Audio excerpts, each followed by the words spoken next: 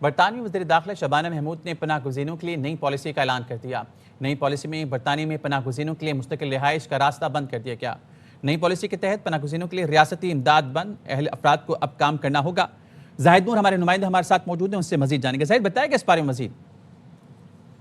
جی خالد، برطانیہ کی تاریخ کے سب سے سخت ترین جو امیگریشن قوانین ہیں وہ آج اناؤنس کیے گئے ہیں، جس کے مطابق جو سیاسی پناہ گزین ہیں ان کے لیے تو مکمل راستہ بند کر دیا گیا ہے۔ پہلے یہ تھا کہ آپ 5 سال کے بعد اگر آپ کا اسائلم قبول ہو جاتا ہے تو 5 سال کے بعد آپ مستقل رہائش کے لیے جو ہے وہ درخواست دے سکتے تھے، لیکن ابھی انہوں نے یہ کیا ہے کہ اب آپ کو 2.5 سال کی صرف جو ہے وہ ٹیمپریری اجازت ملے گی رہنے کی۔ اس کے بعد پھر ہوم آفس یہ دیکھا گیا تھا کہ آپ کو آپ جو جس ملک سے آئے ہیں وہاں پہ آپ کو جانے کی جو حالات ہے وہ ٹھیک ہے یا نہیں ہے، تو 20 سال تک جو ہے وہ ان کو انتظار کرنا پڑے گا۔ اس کے بعد جو حکومتی امداد ہے وہ بھی بند کی جا رہی ہے، لیکن ایک جو روٹ ہے وہ نیا وہ متعارف کروا رہے ہیں کہ اگر جو اسائلم سیکر جو ورک اور یا اسٹڈی کے لیے روٹ اختیار کرتے ہیں تو وہ ان کو جلدی جو ہے وہ پھر یہاں کی مستقل رہائش جو ہے وہ مل سکتی ہے۔ تاہم یہ جو سارے رولز ہیں وہ آہستہ آہستہ لاگو ہونا شروع ہو جائیں گے، لیکن اب برطانیہ کے لیے جو ڈنکی لگا کے افراد آتے تھے